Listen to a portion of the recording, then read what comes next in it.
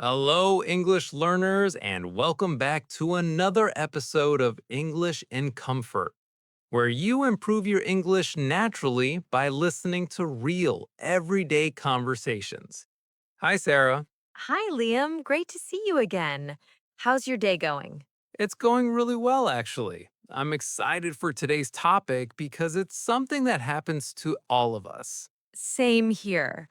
So, listeners, have you ever been in a group chat, a family dinner, or hanging out with friends when everyone is super excited about something? Like a new trend, a movie, or even a plan for the weekend, and you totally disagree?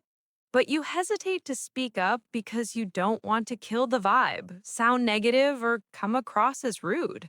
Yeah, exactly. It's that awkward moment where you think, should I say something or just smile and nod? Today, we're diving deep into how to express your opinion politely, even when it's different from everyone else's, so you can share your thoughts confidently without making things uncomfortable. We'll start with a quick personal story, then listen to a longer, natural conversation between three friends debating a hot topic working from home versus going to the office.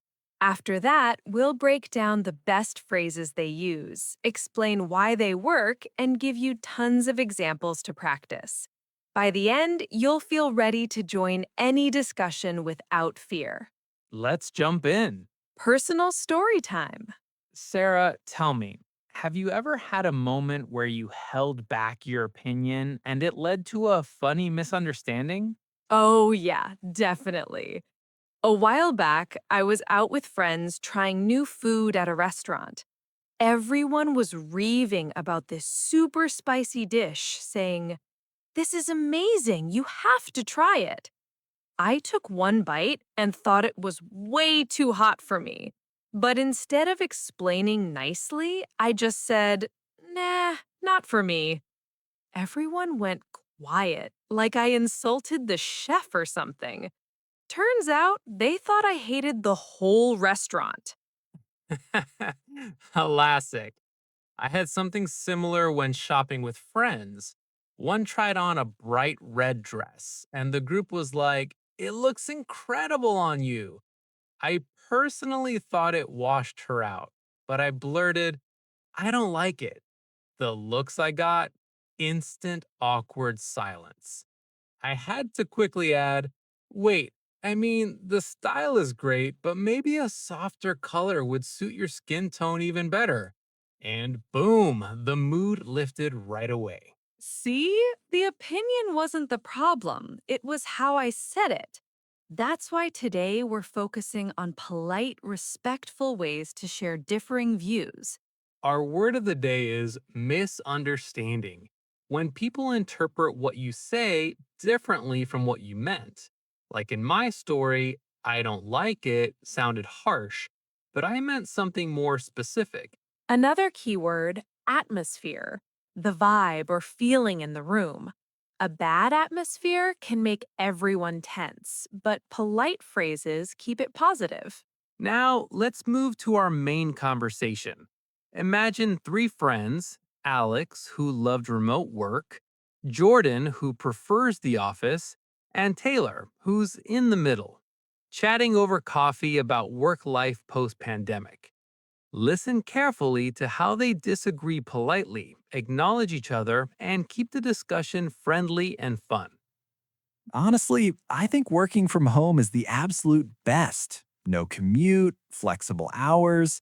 I can work in my pajamas if I want, and I get so much more done without interruptions. I could never go back to the office full time. Haha, I hear you on the pajamas part. That does sound tempting. But I'm not sure I agree completely. For me, the office keeps me motivated. When I get dressed and leave the house, it puts me in work mode. At home, I get distracted by laundry, the fridge, or even just scrolling on my phone. That's interesting. I see what you're saying, Alex. The flexibility and no traffic is huge. And Jordan, you're right about the distractions. But what about the social side? In the office, I love those quick chats by the coffee machine or brainstorming in person. Remote work can feel a bit lonely after a while. I get that, but we have Zoom calls and Slack for chatting. And honestly, I feel less lonely because I can spend more time with family or friends outside work hours. No more rushing home exhausted from commuting. Fair point about the time savings. That's hard to argue with. I save money on gas and lunches too when I'm at home sometimes. But I still think in person collaboration is better for creativity. When we're all in the same room, ideas flow faster, and you pick up on body language and energy that video calls miss. You have a valid point there, Jordan. Body language does make a difference. But on the flip side, Alex, remote work lets companies hire talent from anywhere, right? No location limits. And for introverts like me, fewer interruptions. Exactly. And if I'm tired, I can take a quick power nap or stretch without anyone judging. Okay, I might be wrong, but I feel like that quick nap could turn into a longer break. For me, the office structure helps with work life balance. When I leave at 6, work stays there. At home, emails keep coming and it's hard to switch off. That's a really good perspective. I never thought about it that way. Maybe the best is a hybrid model. Some days at home for focus, some in the office for team energy. I'm starting to see that. I still prefer mostly home, but a couple office days could be nice for those creative sessions. Yeah, I agree to some extent. Hybrid might be the sweet spot. At least we all see that both have real advantages. Totally. No one's wrong here. It just depends on the person and the job. Exactly. Thanks for the discussion, guys. This actually made me rethink a few things.